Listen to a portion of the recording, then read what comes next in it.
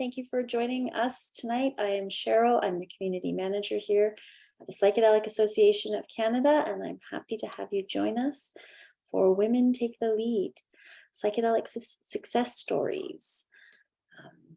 We are talking about meeting the dynamic women who are leading the charge to make psychedelics understood and accessible across Canada. Hear about how women are making a difference and become inspired. And today we have a little bit of a change. Instead of having our board member Francesca interviewing Emma, Erica, and Shannon, we have Pam Crisco.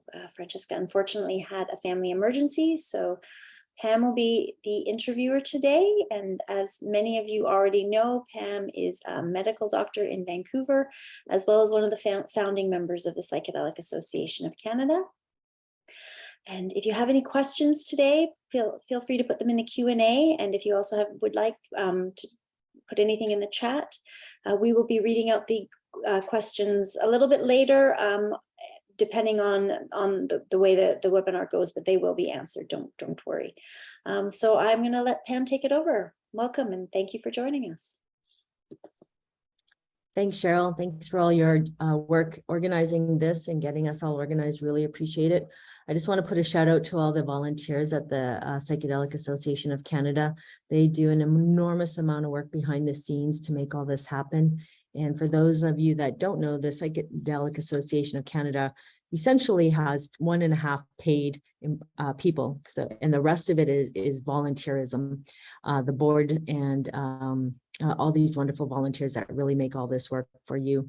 So if you're a member, thank you so much for being a member. If you know people that should be members, please encourage them to join.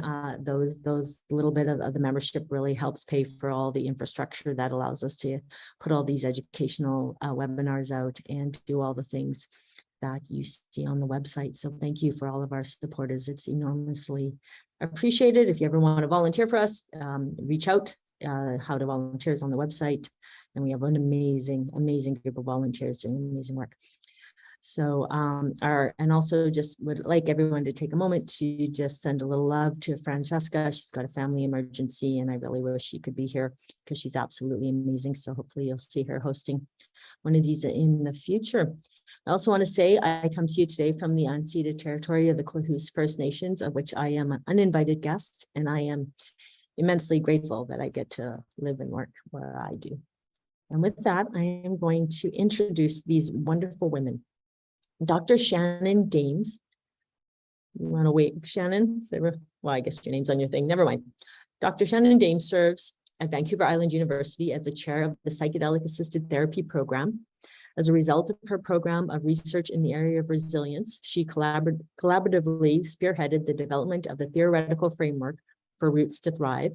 As a byproduct of her doctoral work, which focused on the core factors that promote human flourishing, Dr. Dames is now overseeing the ongoing development and research components of Roots to Thrive combined with medicine-assisted therapy. Thanks for joining us, Shannon. Dr. Emma Hapke is a psychiatrist, a psychotherapist, and a psychedelic researcher at the University Health Network in Toronto. She is a co-founder and associate director of the Nikian Psychedelic Psychotherapy Research Center at UHN. She is also a lecturer at the University of Toronto. Dr. Hapke trained at McMaster University and the University of Toronto and started her career as an attending psychiatrist at CAMH in Toronto. Her specialty is women's mental health and the treatment of developmental trauma, sexual trauma, and complex PTSD. She has extensive training in multiple modalities of psychotherapy and has worked clinically with ketamine-assisted psychotherapy. She also has a growing interest in psychosocial oncology. Dr. Hapke worked with MAPS as a principal investigator for the Montreal site of the phase 3 trial of MDMA-assisted psychotherapy for PTSD and is a MAPS trained to deliver MDMA-assisted psychotherapy. So thank you for joining us, Emma.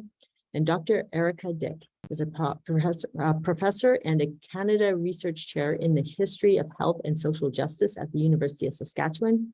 She's the author or co-author of several books, including Psychedelic Psychiatry, A Culture's Catalyst, Historical Encounters with Peyote and the Native American Church in Canada, Psychedelic Prophets, The Letters of Aldous Huxley and Humphrey Osmond, and co-author of The Acid Room, The Psychedelic Trials and Tribulations of Hollywood Hospital. She is a guest editor of the Chacruna series on women, in the history of psychedelic plant medicines. Welcome, Erica. Wow, what a group. I could just like mic drop there and leave. This is fantastic. So Erica, we're going to start with Erica. So Erica, you're the historian, so you get to set the stage here for us. So thank you. So for those of you who have not seen Erica speak here before, you go back and watch her other webinar because she is absolutely phenomenal. And what I want to start out with is you have recently been interviewing a lot of people across North America. Can you start off with some stories about wherever you want to start with some women that you have interviewed and are gotten to know that really stick out in the history of psychedelics in Canada? Yeah, so this field is really historically has been really dominated by these stories of these sometimes larger than life characters who are almost invariably men. And we kind of tell these stories, there's the Timothy Leary factor, and there's, all of these different kind of male characters who loom large. And so part of what I wanted to do is talk to some of the women. Initially, I thought, there must be women involved in some different ways. And what it led me to is a whole variety of networks of women who have not only been, there behind the stage, sometimes propping up these men, like literally bringing them their coffee and juice as they get up to the microphone, but also women who've been really, really instrumental in fostering different psychedelic networks and in providing some of the care networks that I think sometimes get taken for granted.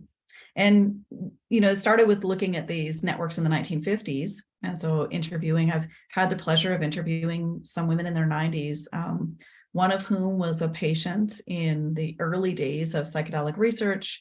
She was described as a person with schizophrenia in remission. And so she was not advised to take psychedelics because this was considered a counterindication. But nonetheless, she was very curious. She had gone at her schizophrenia in remission. She went and trained as a psych nurse, and she really wanted to have this experience, and she did it. And she became one of the key guides in the Weyburn Hospital, in the mental hospital in Saskatchewan.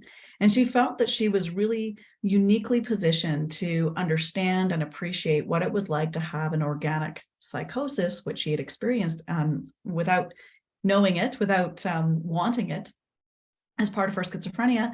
But she also knew what it was like to experience a psychedelic, taking LSD with Humphrey Osmond and later with Francis Huxley, who's Aldous Huxley's nephew. And she was a really trusted guide who was able to help navigate some of these spaces. She's 93 years old. She lives in Regina. She's hard of hearing now, but she's written a book about her own experiences as a nurse and patient and therapeutic guide. And she helped to introduce me to some of these ideas about the way that, so there's some women who did things that I think are kind of like famous and deserve recognition. And there were other women who were more behind the scenes.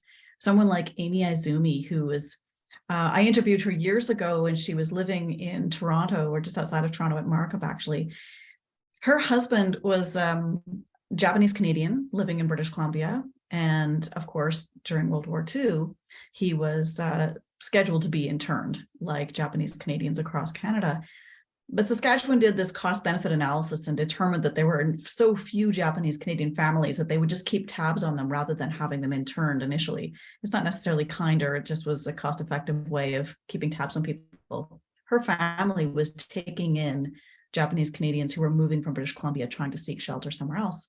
He ended up being an architect who designed psychiatric hospitals after participating in psychedelic trials.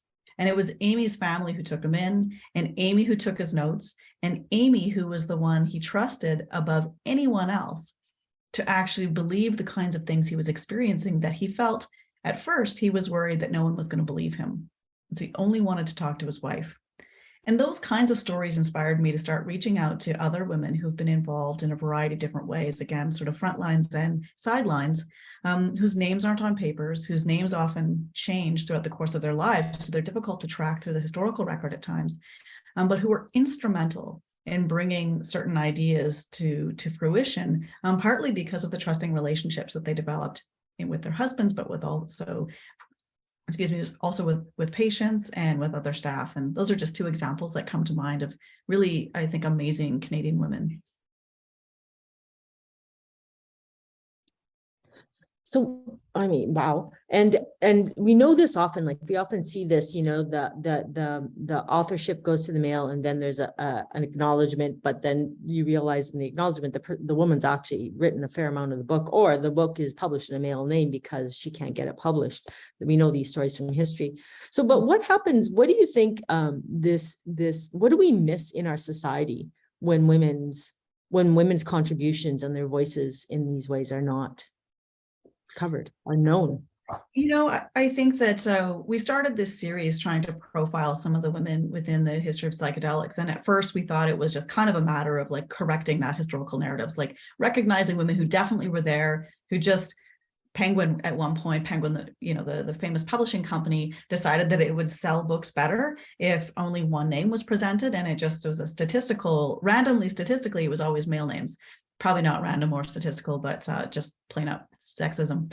So male names get associated with these particular ideas, even when there are cases, and we have verifiable proof that women were very much, should have been co-authors, and today they would be.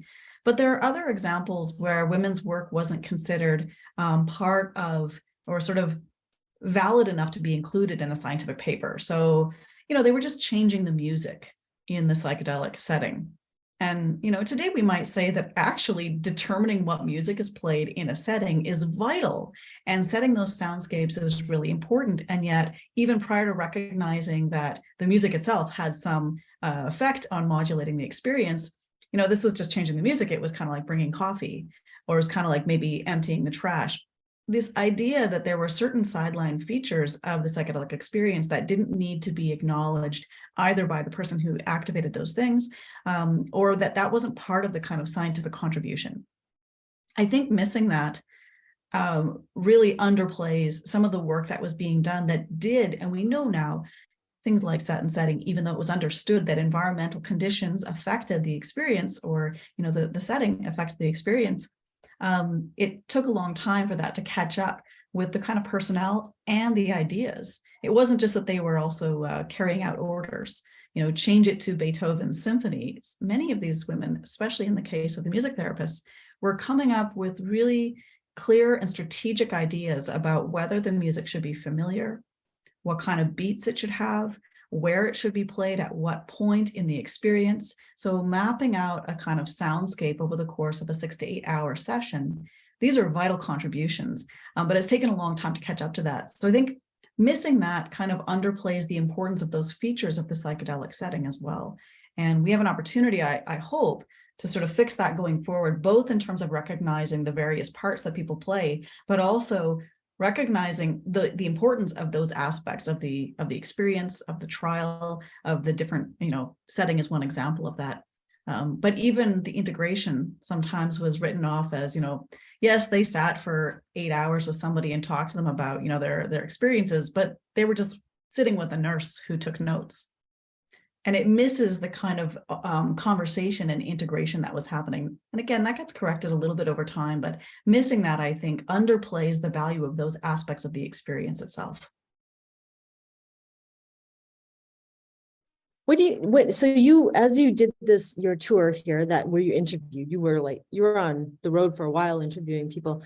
What was your sense of the invisibility of the folks, the women that you were coming in contact with? Like, is there a change? Is there work getting realized? Yeah, I guess there's two things that I'll say. One is that, invisibility can actually be something that is coveted sometimes. And certainly, it's harder and harder to interview people who were active participants in the 1950s. So increasingly, I'm interviewing people who are still alive, who were participating in an era that we might associate with prohibition. And in those contexts, being invisible was actually a form of social capital. They were able to keep things going. Sometimes they were protecting knowledge, they were protecting sources, both individuals and supplies, as well as guidebooks or cultivation guides. And being a little bit invisible was a strength. It was a form of social capital. And I think that's really important. One of the ways we see this coming out, women have been using sacred plants and a variety of plants for fertility reasons. And this has, gone like a roller coaster ride through history in terms of, who is allowed to use these things, whether it's legal or not. And we see there are these women's networks that protected a lot of this knowledge, particularly when it came to fertility. But I think there are some similarities here with some of the work being done with psychedelics and some with sacred plants, which of course intersects with a whole variety of other protected and sometimes invisible communities. So I think that's one piece of it, that invisibility can be a strength, and recognizing that. At the same time that I say, we need to uncover these voices, there's also there's something to be said for the strength that invisibility allows for. But I think the other thing is that there's an interesting moment here, as we imagine this kind of prohibition narrative. So if there was a heyday of psychedelics in the 50s and 60s, and then this kind of prohibition moment from the 70s onwards, and now we're seeing a sort of resurgence, there's also a tension about who gets to tell these stories. And if women weren't recognized in the past and they weren't recognized in the underground, then there's still some of those women are still not being recognized today. So maybe not necessarily ones who sort of operate in the above ground space, but those that have continued to exist and thrive in some cases in a more underground space, their knowledge is once again being undermined. Like they were associated with the wrong history, they were doing the wrong kinds of things, they weren't recognized in the past for their contributions, and all of that contributes to continually sort of undermining or marginalizing some of those voices. And I think this is a place where I think perhaps looking at this historically can help us to be a little bit more brave in recognizing the different forms of authority that exist, particularly in embodied women's voices, that might need a different kind of platform and a different kind of space to bring those forward. And that really speaks to widening those blinders that we have, right? Seeing who we're not seeing, who's not here, who should be here. But also I love what you said there. Also, like, honoring invisibility as well, in a way that in many cases, especially, when the trust is not there yet, or hopefully will come, that invisibility can be a good thing in some cases. I mean, I can only imagine what this group is interested in, but I think the worst case scenario, I'll just say it. I can only imagine for myself. A worst case scenario would be that we move back into a prohibition space where things get pushed again underground, and we'll rely on that kind of those invisible networks to continue to keep some of this knowledge safe if that happens. And I guess that's the sort of cautionary tale that we might want to recognize. So we're gonna bring it more into the modern era now. Not that this isn't, but I'd like each of you to share how you came even into the field of psychedelics, or when it piqued your interest, and especially it's up to you how much you want to go into, but the professional side, like where did that come in to the professional space? And so and to you, Erica, I'd love you to comment on that too, of where your interest got piqued too, is with moving into psychedelics. But so what I'll do is I'll hand it to Emma, then to Shannon, and then back to you, Erica. How does that sound? Thanks, Pam. Yeah, it's interesting because it very much was actually like a weaving of the personal and professional, I think, of how it came into my professional life. When I was in my psychiatric training and my first job at CAMH, I think part of what led me to be interested in other treatments was because I was experiencing a lot of dissonance of what was happening in modern psychiatry and the really serious limitations of modern psychiatry. And concurrently, while training to be a psychiatric resident, I was actually really fortunate to be working with ayahuasca and sort of undergoing shamanic training. And that, I think, really helped. Ultimately, it was, I think, healing myself and seeing the power of non-ordinary states in a really well-held container that showed me what was possible. And so that made me want to ask what's possible for my patients. And I was really fortunate in my first year as a staff at CAMH. Stan Groff has a brother, Paul Groff, who is a psychiatrist at CAMH, and he started mentoring me. And we were working with women with really severe complex trauma and treatment refractory suicidality. And typically these were inpatients. They'd be offered electroconvulsive therapy, which essentially like stops any psychotherapeutic process because of cognitive impairment as a side effect. And he taught me how to deliver ketamine-assisted psychotherapy. And so that really opened my eyes to the possibility of psychedelic therapy. And from there, I was really fortunate to get involved with MAPS and start training and delivering MDMA-assisted psychotherapy for PTSD. So that's sort of what brought me in.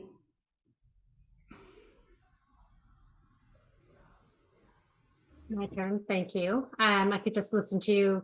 Very helpful with the history as well, Erica.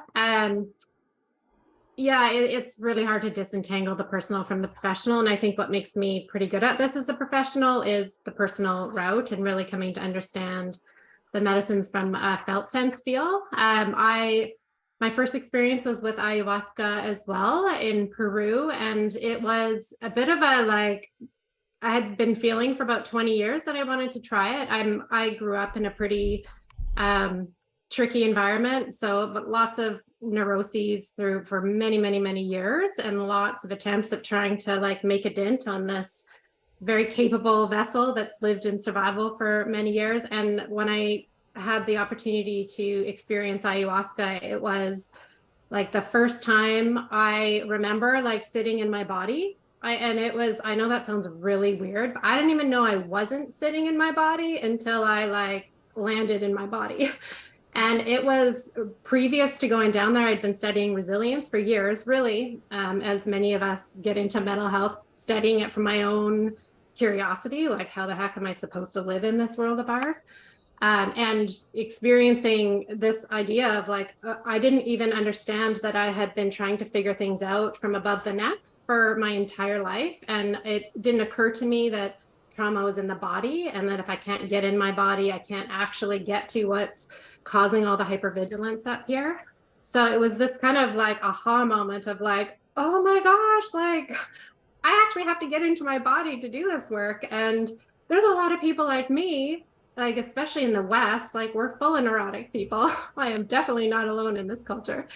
So it was a bit of this like, yeah, wake up moment on like, not that our mental health system isn't relatively decent. I won't go down that rabbit hole, but it's that we need a lot more, especially given I think how our brains have evolved in the culture that we've been conditioned in. And psychedelics were a real doorway for me personally. And then I had a bit of a personal, professional, just drive to see what I could do back home, connecting with other professionals who had some of these experiences and seeing if we could weave something to create some access points here in Canada. So yeah, I think I'll leave it there. Back to you, Erica. Sure. I feel a bit like a fish out of water in some respects. I started studying the history of medicine and education in the 1990s. And the conversations around psychedelics were really different. And I got interested in this partly because I was trying to pay off my student loans, and I was working in government as well as doing my master's degree. And I started doing research on medical experimentation that took place in Canada. I was really curious, what kind of evidence-based medical experimentation was taking place to bolster or support healthcare reforms, the introduction of Medicare in particular. And I came across all of these psychedelic experiments and my mind was blown. And I took it to my then advisor and I was like, what do I do with this? And he said, oh no, there's nothing there. This was a failed experiment. And then I sat on it for a little while. I worked at a law firm for a while, and that definitely blew my mind in a different direction, or maybe ruined my mind. I don't know. I decided I did not want to go and be a lawyer, and I was sitting sort of wrestling with these boxes of materials, and I thought there's something really interesting here. So I went to McMaster, like Emma, and a different department, and I did my PhD on this, and I was so fortunate and just very lucky, naively lucky, that I was able to interview people like Humphrey Osmond and Abram Hoffer and Duncan Blewett. So these sort of Canadian pioneers of psychedelics, and rather naively sort of came into this not really understanding what was at stake. And it ended up being, a really great decision. But my committee members, like my PhD examining committee, sort of made fun of my topic, and they thought I was studying mind control or CIA funded experiments or something like that. And I was like, no, there's something real here. And so it's been really fascinating to, start off in this kind of fumbling around in this archival space, and now to see where the conversation is today. It's been really astounding to see this realigning with both the Canadian story, but also I think some of the potential that is captivated in the healthcare reforms that these, I think, sometimes inspire. I hope they inspire. I think the richness that you bring from your writing and the series that you've been fostering, Erica, is absolutely just outstanding, and is really filling in the gaps. Because my first degree was criminology, and I remember MK Ultra and learning all about that, but none of this other richness that you have brought forward in your storytelling. So a huge debt of gratitude for you bringing Canadian history back in and really filling that story that was replaced by a propaganda machine that did really well. And hopefully these other two wonderful women here can pick up and keep this going. So I'm going to hand it to you first, Shannon, and then over to you, Emma, and then again back to you, Erica. I want you to brag a little bit. Shannon, I want you to tell us, and Emma, I want you to tell us what you're doing, what you're up to, what are the projects you're working on, what has you excited about what you're working on right now?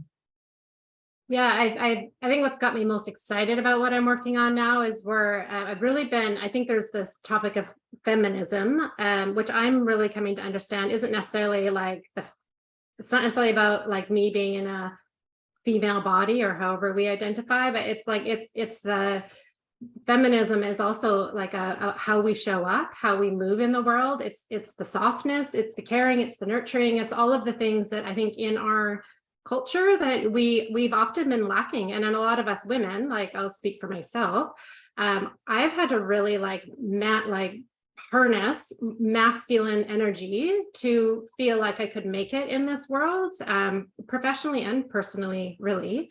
So it's even and recognizing that a lot of my challenges and even my relational challenges have, if I really peel it back, I think I could. It really is about this, like kind of that lack or that loss in myself and how to manifest those in a more feminine way. And in that same line of thinking with culturally in the West and working with Indigenous ways of knowing and really like learning from Indigenous partners who have really held that feminine way of moving and holding and working with one another in like a deeply relational way has been something that I have been very humbled by, and that I'm really starting to realize is perhaps in Canada a real opportunity to kind of start rebalancing on what it looks like to be a healthy human beings. Like we are human doings, we got that like in spades, but the human being part I think is really about us like reclaiming those feminine parts of self, whether you're male, female, however you identify. So I'm really excited about this idea of looking at research, which is typically often comes from a pretty masculine way of viewing the world. It's quite linear, quite rigid, siloed, and looking at how do we with psychedelics that we're really being pushed is a bit of an assertive word, but we're kind of being pushed down into clinical trial containers in order to do this work. And clinical trials tend to be quite rigid and not necessarily bringing in those kind of relational ways of knowing. So this latest project is working with Indigenous partners and with clinical trials and just kind of making a dent in how we do research in a way that is not so, kind of dehumanizing in some ways, how we start making research patient-centered instead of research-centered. And I can't imagine a better topic than psychedelics, which, is really about reconciliation of our bodies, of our spirit, to the natural world, and starting to weave that into some of our most colonized structures in the world, really, which I think research, especially clinical trials, is right at the top. So yeah, I'm excited about kind of making a dent in that. And I think in Canada, we could really lead the way and underscoring that I think it's Indigenous partners and Indigenous ways of knowing that will be a big flashlight on how we can do this as a people. I'll leave it there.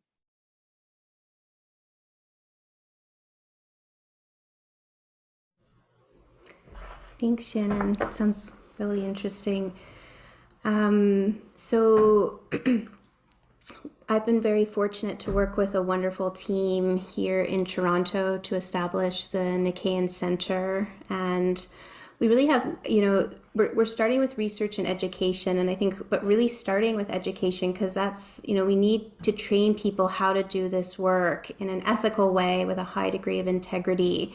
There's a lot of interest in the field, but there's actually, in terms of people that are above ground, there's not a lot of people that have a lot of experience yet. So we have sort of this vacuum that I think we need to fill. And how do we train people to do this work?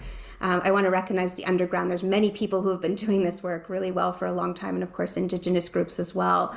But when we're starting to think about mainstreaming this and bringing it into the healthcare system, which is part of my role as our center is based in a hospital, I've been thinking a lot about training. So we've launched a training program, which is really exciting. And it's just something that's really energizing me these days. And we're really curious about experiential training. So how do you, is being in a non-ordinary state of consciousness and actually experiencing that yourself important for becoming a competent therapist? So lots of people have opinions about this, and there's not a lot of empirical evidence, but we've embedded holotropic breathwork into our training program. We had our first retreat just a couple weeks back, and I was just so impressed with how our students were just able to take off the masks and kind of ditch the roles that they play and really be vulnerable and be authentic. And we were together, they co-created this really safe space, because to be a psychedelic therapist means consistent and ongoing work on yourself.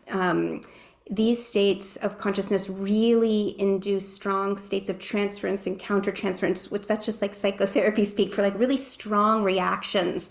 And you need to be able to know what is mine and what's not mine, and how are you attending to yourself as you hold space for others. And so doing the work is a big part of learning to be able to hold space.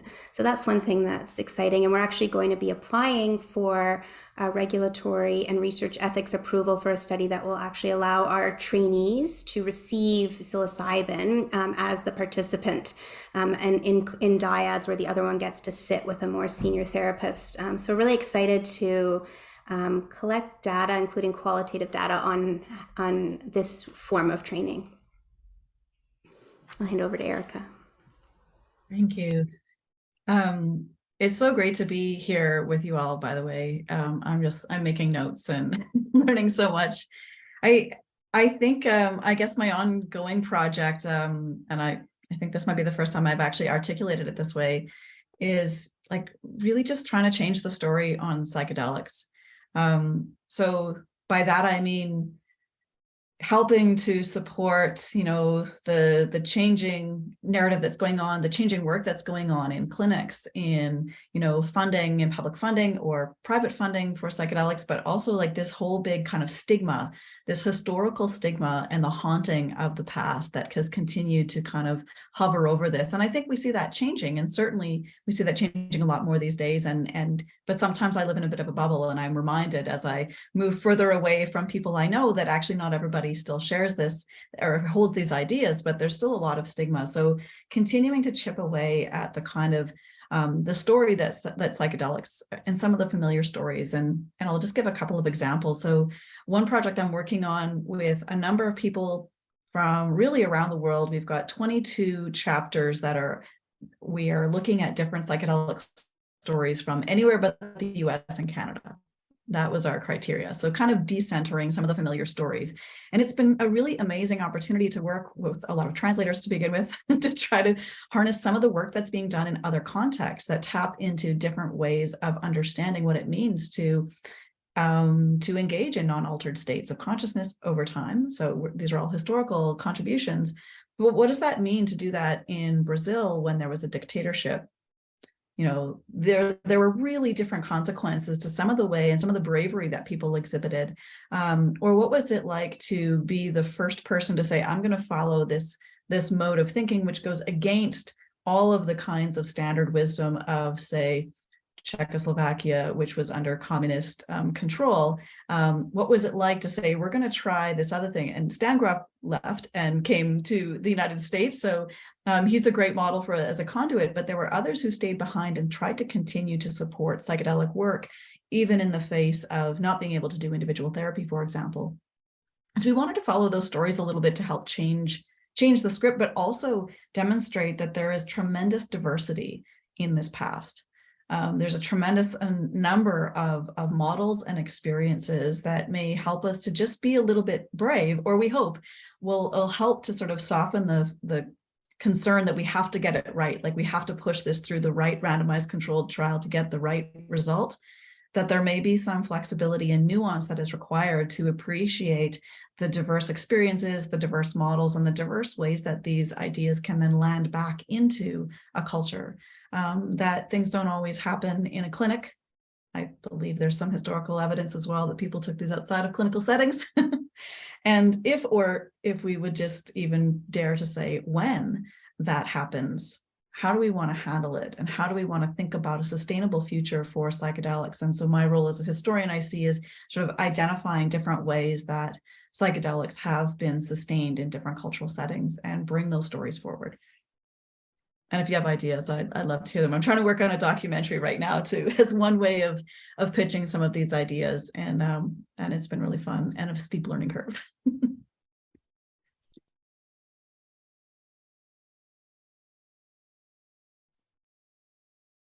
So I want to give a little space here to talk a bit more about the project. So both Emma and Shannon are both involved with therapy programs. They're both involved with university or academic programs. So do you guys want, I want the listeners to get this educational part of it too. So would you mind, Shannon, starting us off and running us through that? And then Emma, you want to jump in and give a bit more details so that people know what is happening in Canada? Yeah, thank you, Pam. So I kind of went on a bit of a rant before about this Indigenous ways of knowing and feminism. And there was a question in the chat box about what makes things feminist. And I realize I'm also stepping on some like careful political territory here. So and there, for me, I'll speak for myself, how I see this work is like I think we're quite trained to be quite linear, quite efficient, quite competitive, individualistic. Feminine ways are like gathering, community, coming together, collaborating. It's like the softness, and they're both important. They're both terribly important. It's just when we get out of balance is where I think as a species we start to get out of balance, and then we start seeing distortions from there. So from that platform, I think there's a lot of realization for me in my own healing journey, and my observations of others through the Roots to Thrive program was a collaborative that was developed that was very much about how do we do this in community. If we lose trust with ourselves, lose security in relationship with others, then we also gain these back in relationship with others. So us doing this kind of like linear healing journey where we go and pay somebody to give us something or hear us, or it is not necessarily how we heal as a species. I think we heal in relationships with unconditional relationships, including the condition of payment, really. So with that, that kind of is what cultivated the Roots to Thrive program. And then also looking at the Vancouver Island University, trying to emulate this idea of what would it be like if we didn't just have the Western eye driving the boat. We didn't just have research informed ways of knowing driving the boat. And we started to really expand it, including Indigenous ways of knowing, which kind of covers that whole other side where, you know, us in the West, we know how to keep physical bodies alive. We're great at it. We can keep the container upright for the most part. Indigenous ways of knowing often see through the other, the energetic and spiritual lens first, whereas it would be the flip on the Western ways. I'm totally overgeneralizing here. So really proud that VIU has been just launched this year. It's a year-long program. Em and I are kind of working together as well in this across Canada, trying to create programming that we can be really proud of. And with this idea, like, let's do this differently.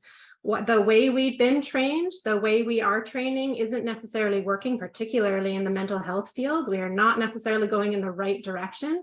So if we have a chance with medicine-assisted therapies to expand the cultural lens, and we're kind of at a bottom, I hope. We may have a little darkness to go down into to get to some light, but that light, I think, comes through other ways of knowing, not through more of the same. So the VIU program is really focused on expanding the lens, including not just people with a bunch of letters after their name, but also looking at how do we bring in Indigenous knowledge keepers? How do we bring in somatic practitioners who have a lot more knowledge around energy-based healing? Like, how do we do this together as a multidisciplinary team with eyes on in a variety of ways of knowing, so that we can actually heal the whole human, not fragments of humans? So yeah, I will leave it there.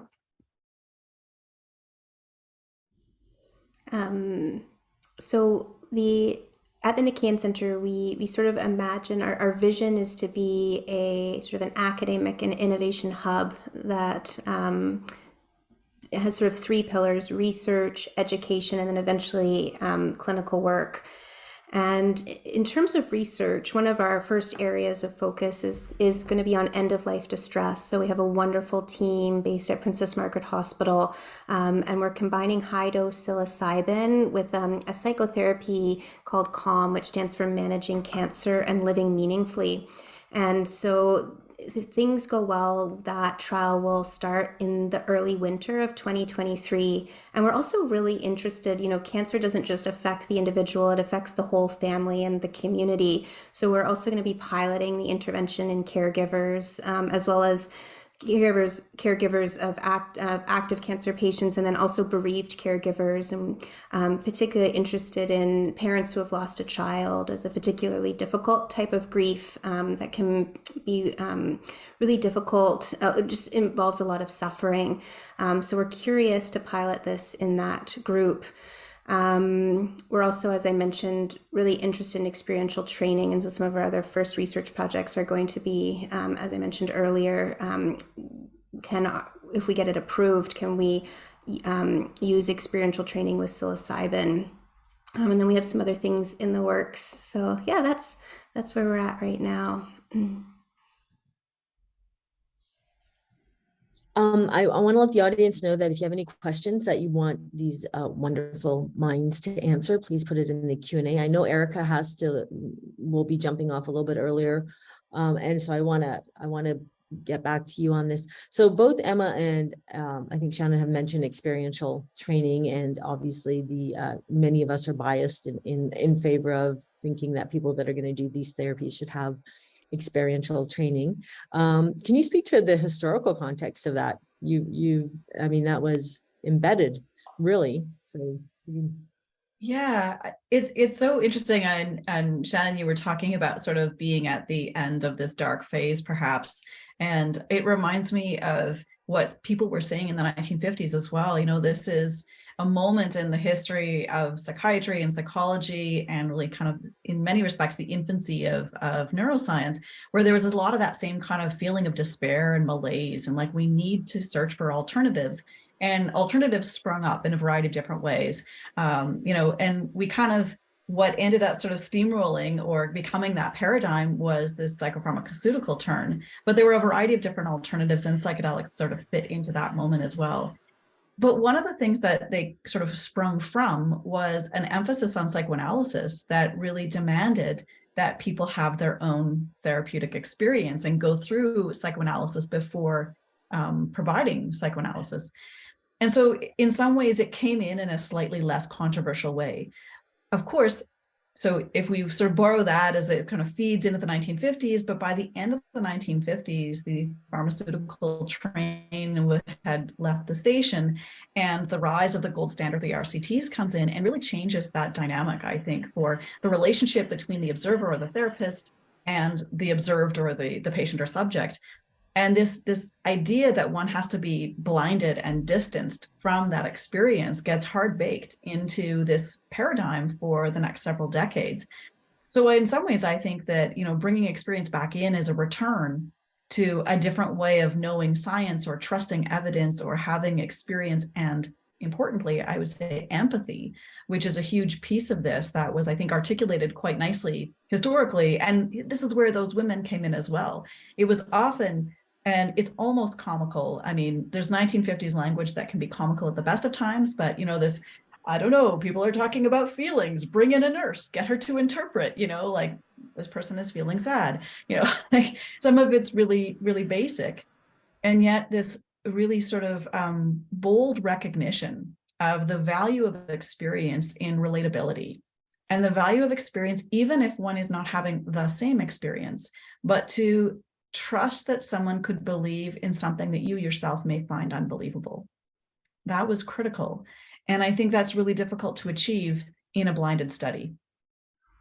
And so I hope that this kind of, there may be a return and maybe a rebalancing of these kind of perspectives that maybe harmonize some of these principles, that we don't have to throw the baby out with the bathwater, that there are lessons from the past that can still be harnessed. You don't have to like come up with something completely new, but there's wisdom already within us and within our cultures to help guide this. And as Shannon really already mentioned, within Indigenous ways of knowing and Indigenous cosmologies, there's lots of evidence and there's lots of room here too to bring this in sort of harmony with our reconciliation efforts.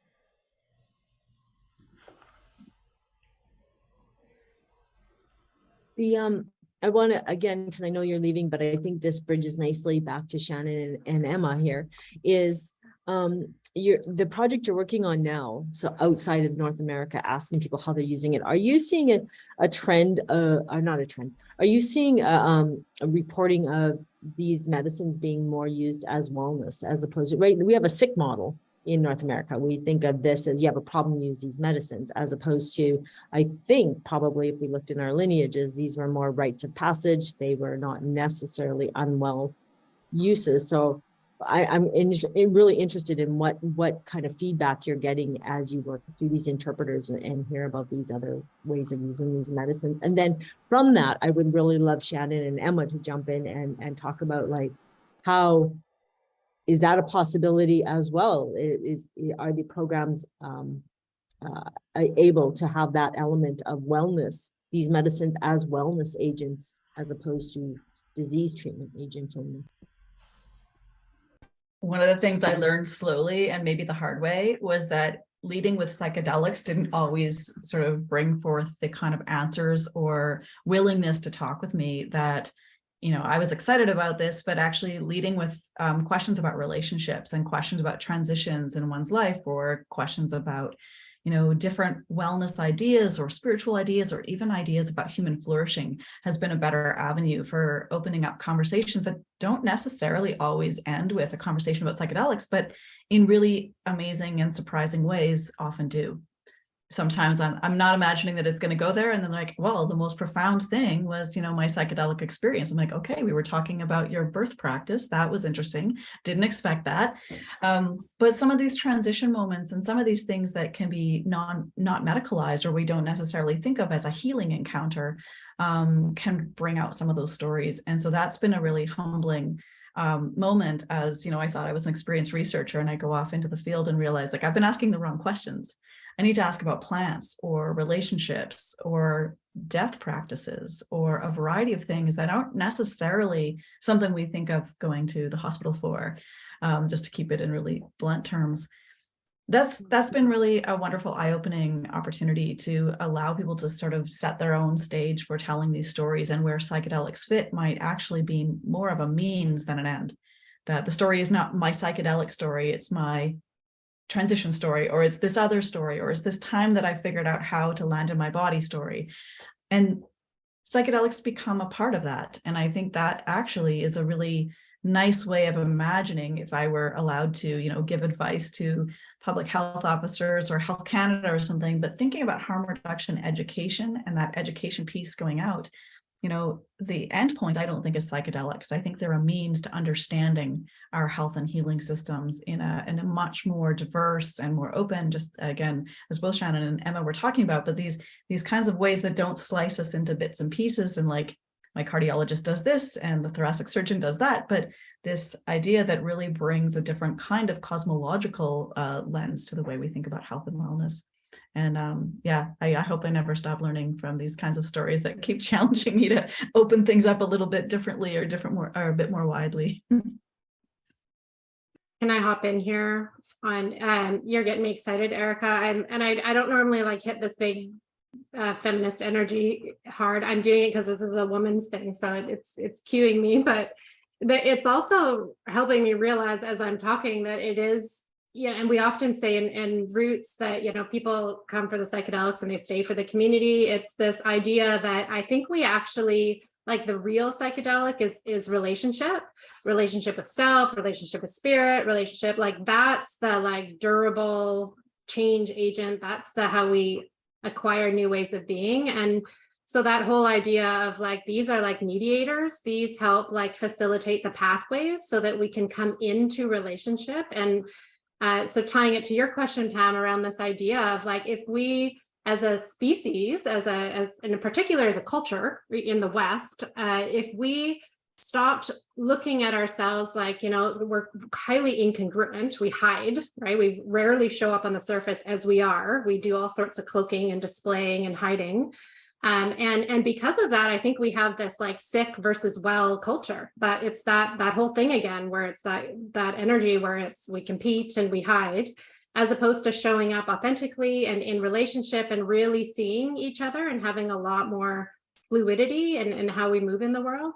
Because if we didn't see ourselves as either being sick or well, and we were on that continuum of being in a state of wellness, which is fluid, and we live in transition and flow, these medicines wouldn't be compartmentalized into one of those two areas. So perhaps as people wake up more, like I'm using one of those inflammatory terms again, but as we are able to see more clearly what maybe some of our challenges are as a culture, we will be less likely to compartmentalize psychedelics as something that is just for people who are ill. Yeah, I'll leave it there. Yeah, I would really echo what Shannon's saying. And I think if we look at Indigenous groups and how they use psychedelics, that they're not just used for healing, they're also used as rites of passage, they're used for initiations, they're used for community mediation, and then they're also used for connecting to something bigger than yourself. And so, I'm curious, like if we take, for example, young people in our society, I once heard this described as like, in previous times and in Indigenous cultures, when young people are initiated, let's say if we go with the case of a young man, they'll often go on something like a vision quest and through fasting induce a mystical state. And one way we can understand that is that the ego then comes to serve the soul, if that makes sense. What's happening in our culture with the lack of these rites of passage is young people are trying to self-initiate with drugs and alcohol, and they're getting stuck developmentally. So their ego's not actually serving their soul.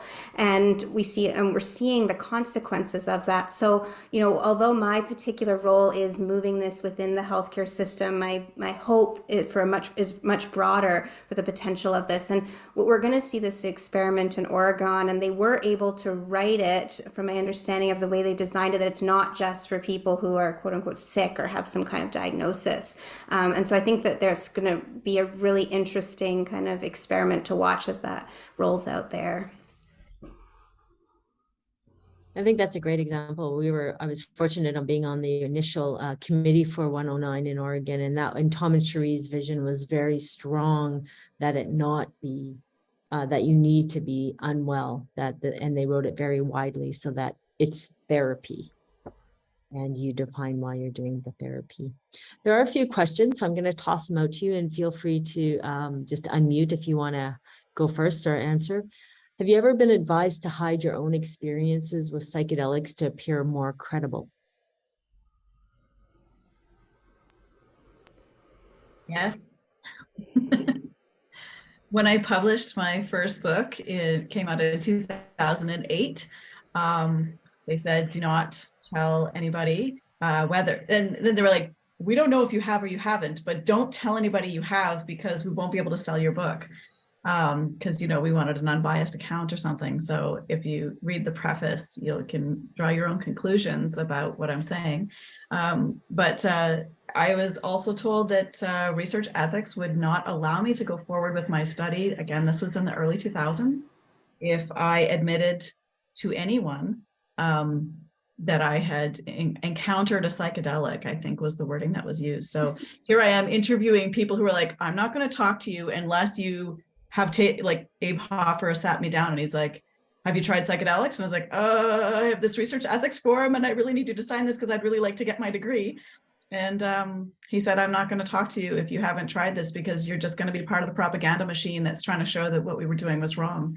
So it cut both ways, that I had to be really kind of slippery in how I tried to show up authentically and yet kind of toe the line. And again, this was early 2000s.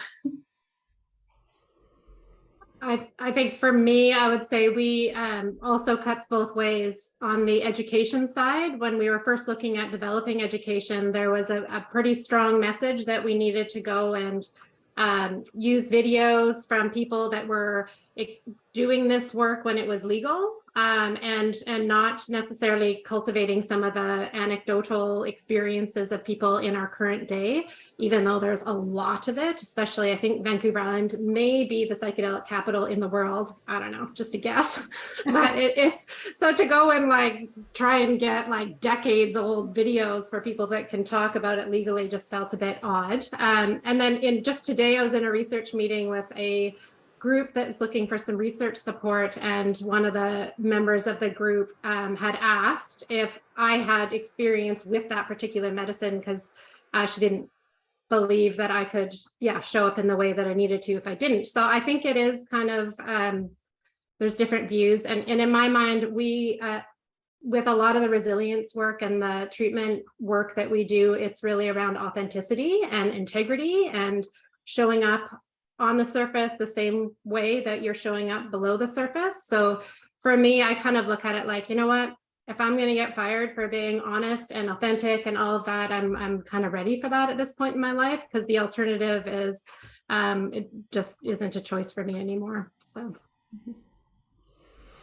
I think I've received the advice that, like, if you're a researcher and you declare that you've tried this, then you're going to appear biased. And I don't really listen to that advice for the most part. My hospital PR doesn't like me to talk about anything illegal. And that is where we are sometimes in a tricky position, and hopefully that'll change over time.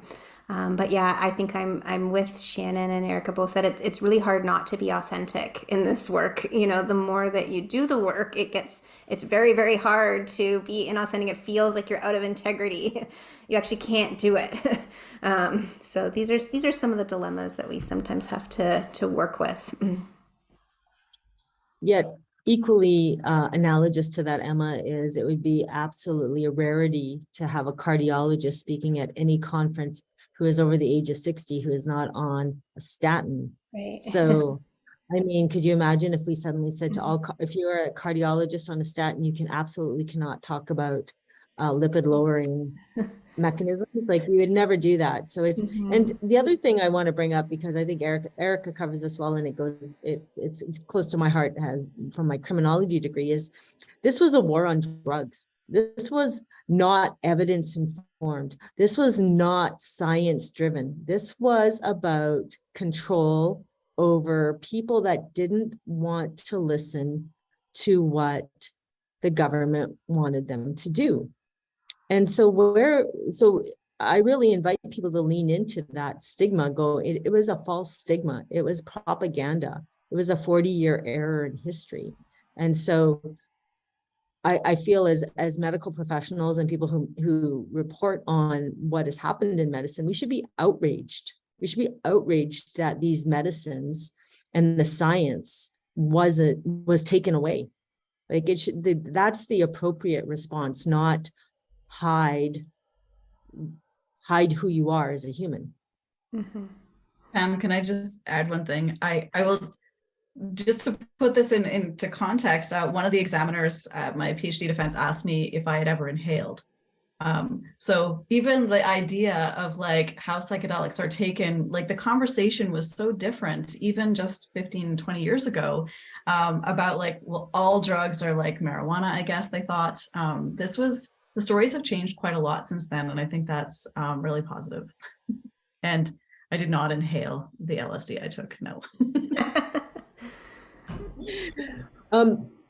Kylie asked about education. So both Shannon and Emma are chairs of programs. So those are listed. They have been put in the chat. They are also on the website, the Psychedelic Association.net. Under resources is all the educational programs, and they're listed whether they are accredited or not. So just so you can find the program that is relevant for you.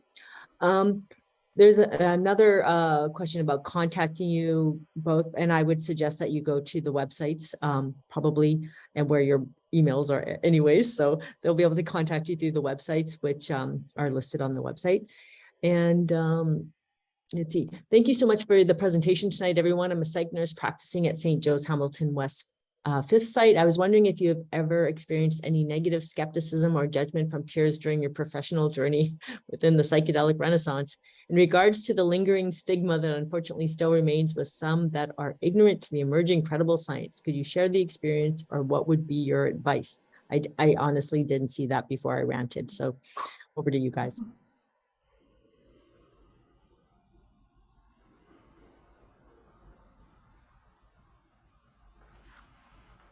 I feel it. I mean, I've had some interesting comments back from peer reviews, particularly in granting situations, where one was just psychedelics didn't work. They've been outlawed. Why are you studying this? And it was a historical study, even at that.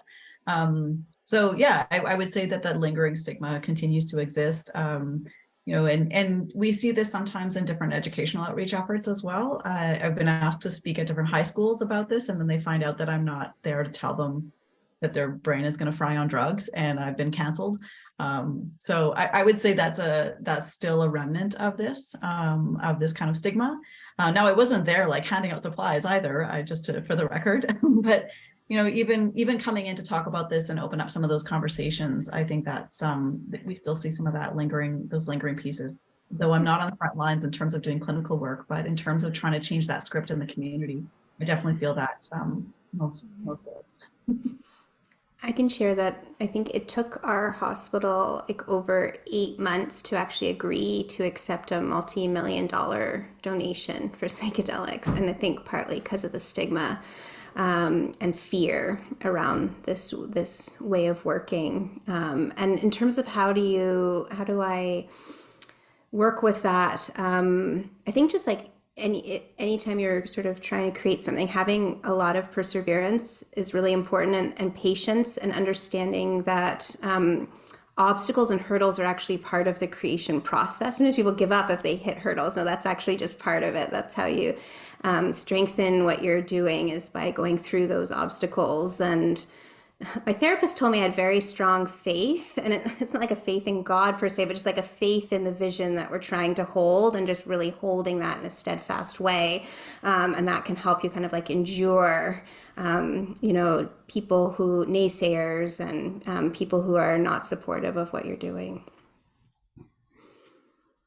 And I think I would just say I think there's a risk, and I've learned this maybe a bit the hard way, that when I first experienced psychedelics or came to know the potential of psychedelics, there's like this learning curve where like, and I think it's a little bit almost like religion in some ways, where we like get really, really excited and we're like, isn't that your and I think what can flow from that can be, so I don't know if that's so much stigma. I think I have learned to be a lot more mature in my expectations on these things, and recognizing that I think any substance, you know, they're not magic bullets. They can be facilitators when used in like a safe relational setting that's got other factors that are also facilitators in that. And if we who are leading this in Canada right now can harness that kind of more, I think,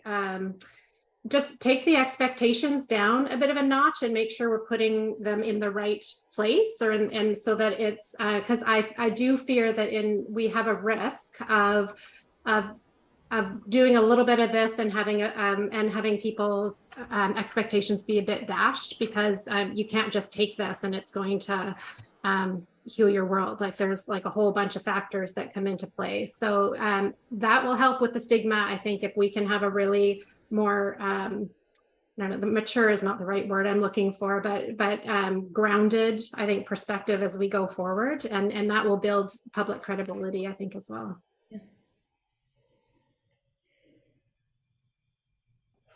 I'd love to hear some of the learnings you've all had. Emma and Shannon, you've developed programs, you developed therapy programs. Would you mind sharing some of the lessons you've learned in doing these epic things that you've accomplished? And yeah, I'll hand it to you, Emma, and then. Sure. And I think I shared about sort of perseverance and faith already.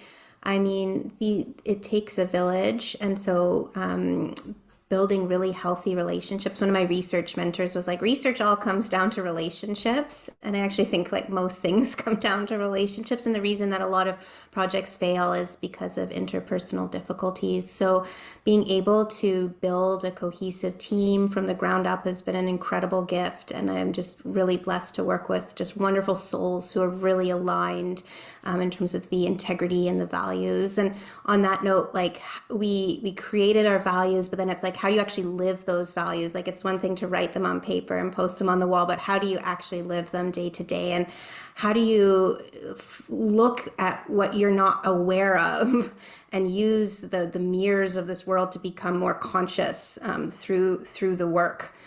So this includes doing sort of our anti-racist work, but it's even broader than that. So really figuring out how to live our values and remaining humble are just a couple of things that come to mind. Oh, Emma, I love that. Just like landed for me. Thank you. And I can't like, I feel like we are often conditioned to see the end and to do whatever it takes to get there. And I think in this scenario, we need to flip it and focus on the means of how we're getting there. Like high integrity, taking the high road, compassion, relationship, honesty, like all of those things, just next right thing. Like that's it, next right thing. And then trust that we will get to where we need to go, which again is not necessarily the way our culture works. It is more of a feminist actually way of knowing and more of an Indigenous way of knowing as well. And I think in that way, I often look at roots and be like, how did you do that? I'm like, there was no business plan. This was like a gathering of inspired humans coming together and doing next right thing, one after another. And when we have relational ruptures as a team, we manage them meticulously. We stay at the frickin' table until they are dealt with completely, with no more rattles beneath the surface, so that it is not continuing to infuse into our work. Because the greatest risk is that the doing on the surface is not inspired doing, and it's just more of the same, checking boxes, competing with one another.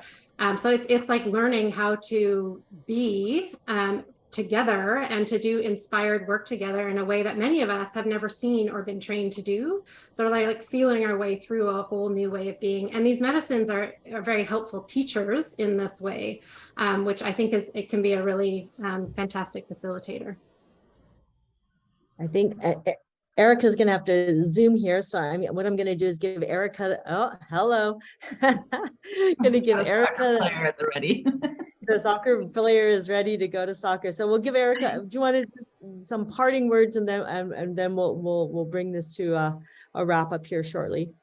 Sure. Yeah, no, I totally agree with what you're saying. And I think, just to reinforce that idea of the relationships, yes, relationships sort of in a horizontal sense, and I think also perhaps in a vertical sense. And one of the things that allowed for research units in the past to survive was these kind of incubator moments, right? So you have different research groups that were incubated for a whole variety of reasons. And partly the technology was different. They didn't have Zoom options. And so they had to learn to work with each other. And sometimes that meant integrating different perspectives, different ideological perspectives, different disciplinary perspectives, even different ways of knowing. This was also a time of transition in the world when people were moving across borders. And, so some of the people who started the research units in Canada were, Jewish refugees, and they were working with, here they were from their own kind of traumatic context. And so that's a real valuable lesson. And if we take that forward into the 21st century context, the sky's the limit in some respects. We have such a wonderful opportunity to develop these kinds of networks across time and space in ways that before they couldn't. So I think there's even more opportunity to develop those kinds of sustainable networks and to nourish those sustainable networks. That we don't necessarily have to travel. I only got to meet Pam just recently for the first time in real life. But I've seen her in 2 dimensions for many, many years now, or I guess since COVID. It feels like years. So I think, this is something that we can really embrace and lean into those networks and those relationships and not let space get in the way. Thanks so much, Erica. Enjoy soccer. Have a great time. Bundle up. Emma and Shannon. Thanks, everyone. Bye. Sorry for dashing off. Thanks, Erica. So inspirational words, thoughts as we move forward. What if the sky? I love that. The sky's the limit. If the sky is the limit, what the near sky? What is the near sky? What do you hope the new sky looks like in let's say 5 years? We're here, we're fast forwarding, Zoom doesn't exist anymore. We're doing something more holographic or something. We've got Emma and Shannon 5 years wiser in front of me. What do you hope for? What do you hope the world looks like with psychedelics? What do you hope that your academic programs have done? What do you hope your therapeutic programs have done? Your research teams have done? Where do you hope we are?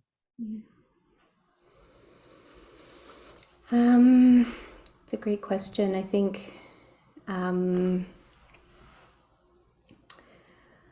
what I hope to see is that psychedelic therapy is accessible, that it's not just available in the private system, which I think is a risk, that we find ways to fund this that's community driven, and that there's diversity in all layers of the work and diverse perspectives moving this forward, and that we don't try to take this paradigm, which is actually quite different than the biomedical, and peg it into the biomedical, and that we avoid this race to the bottom where we start to cut away the heart of what's actually healing.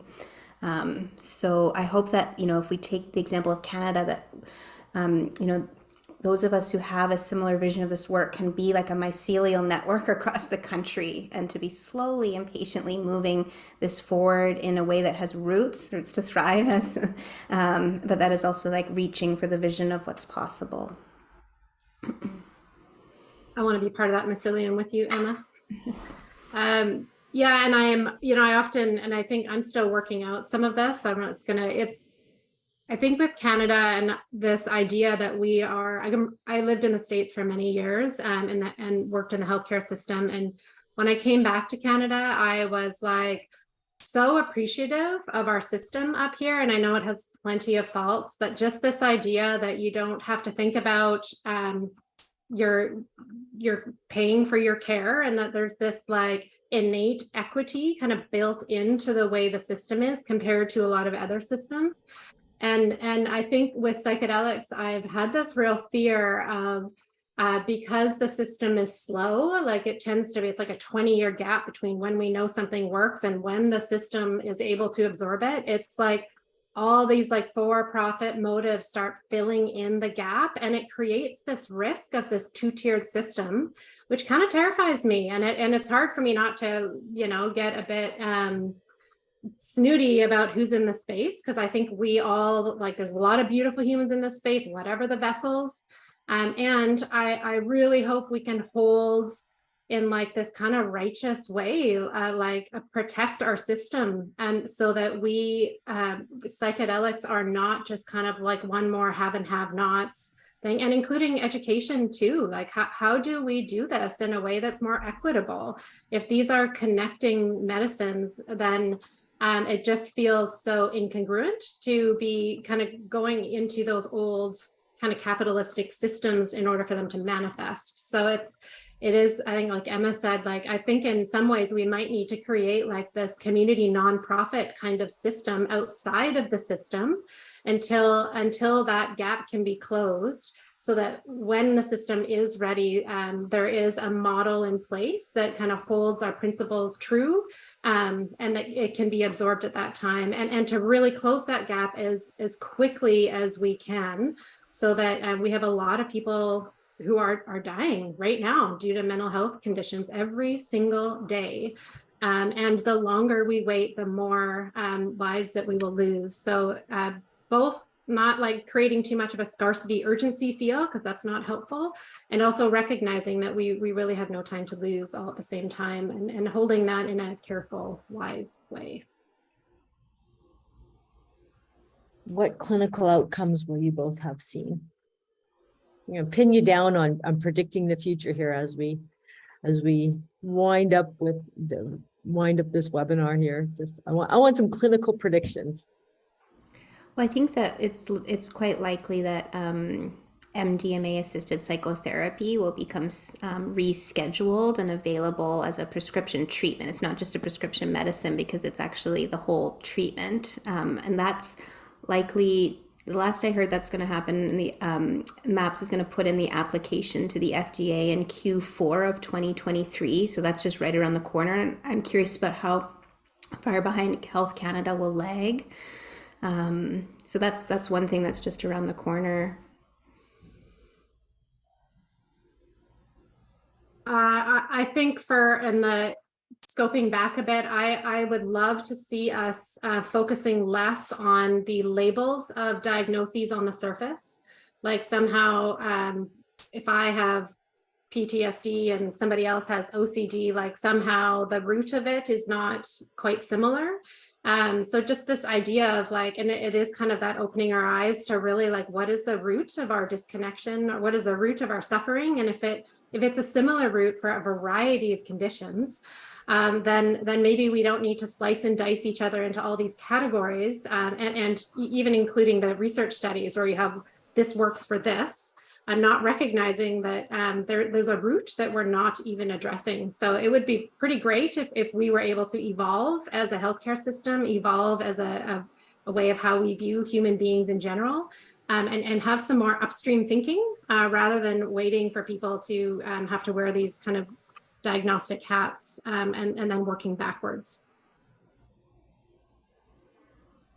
So there's a new persistent question. So we'll bring it in. I'd love you both, and if you're familiar with it. So Alberta has had some announcements that the announcements don't quite match the substance of the story, but anyone want to delve into it? So for the audience, there have been some what do you call it? Bylines, headlines. Of saying that Alberta is the first province in Canada to legalize psychedelic assisted therapy, which is actually not true. But any thoughts on? I think essentially what Alberta has done is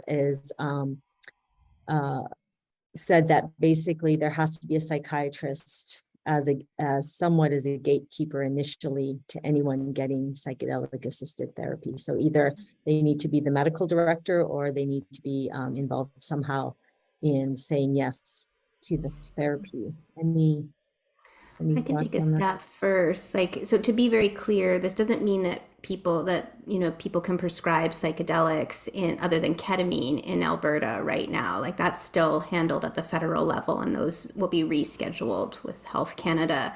It's just setting up regulation that in some ways is you could argue premature for other psychedelics, and then it does apply to ketamine. I think I'm concerned about this. I'm concerned that the process was not transparent. It seemed to come out of nowhere. It caught a lot of people by surprise. And I'm curious, like, who was at the table, because experts weren't, or at least not a wide variety of experts were not included in this. And I think that's quite a dangerous way to build regulation. I suspect for-profit players heavily influence this. I think that it shouldn't be just psychiatrists as the gatekeepers of psychedelic therapy. Currently, psychiatrists are probably a group, even though I am one, that know the least about this. I'm also concerned that they excluded a lot of people from providing the actual therapy, spiritual care providers, Indigenous healers, even clinical counselors and psychotherapists are not included to actually deliver this, which is wild. We're missing huge parts of people who are training to do this work. So I'm quite distressed by this, and I'm hoping the other provinces don't follow. Yeah, I would completely agree with everything you said, Emma. We've had a deep dive into it, and in fact, the non-transparency is alarming in 2022. I think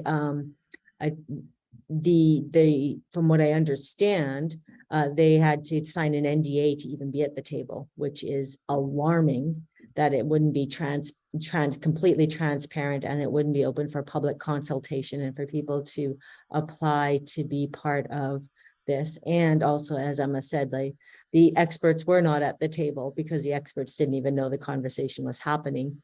And so I think what they've essentially done is they've made getting psychedelic assisted therapy in Alberta the hardest province to get psychedelic assisted therapy in now. So it really shows you the disconnect between a headline and the reality of it. So you have to read beyond the headline to really delve in. And Emma's right, like the legalization of these is a federal responsibility. And so this is a federal thing that we need to do coast to coast to coast, just like cannabis was. It's not a province by province thing. So in 2022, transparency is an absolute necessity here. People need to be at the table, and exactly like Emma, like you said, not everybody was at the table, and nor did even people know that there was a table.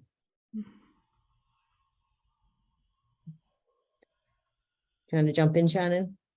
Well, yeah, I don't know if I can say more than what you guys have said. I think in BC, I have a lot more confidence, and I hope I'm not surprised, but I do think we have been talking about this at multiple levels, at multiple tables, including with the ministry and the health authorities.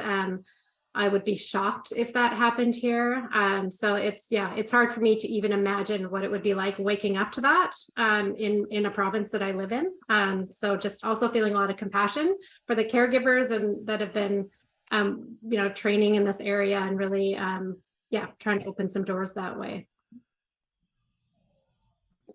So I want to say a huge thank you to both of you, and lots of appreciation to you both.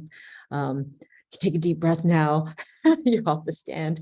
Thank you so much for showing up. Thank you for so much what you both are doing, and Erica as well, what you're doing in this world, what you're doing in research, what you both are doing in education, what you both are doing in therapy, and your leadership in this, and your humility, and just it's just wonderful. And this really is leadership right here, watching the way you two move in this world and Erica moves in this world. So thank you for all that you do.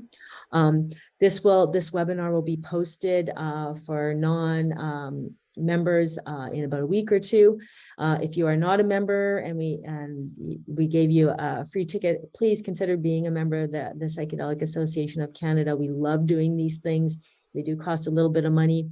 So that's where your memberships go to, is to making sure we can bring wonderful, brilliant women like these two, and Erica as well on, and have these webinars that fill in the gaps that you're not seeing in other organizations, really the high Canadian content here.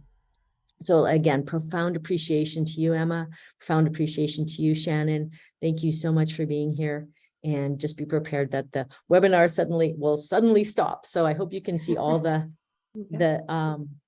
thanks and praise being heaped upon you both. And back at you. Back at you. You're another woman in this space. Yeah. Thank you. Likewise. For everyone. Thanks to everyone. Have a wonderful evening, everyone. Thank you, everybody, for joining.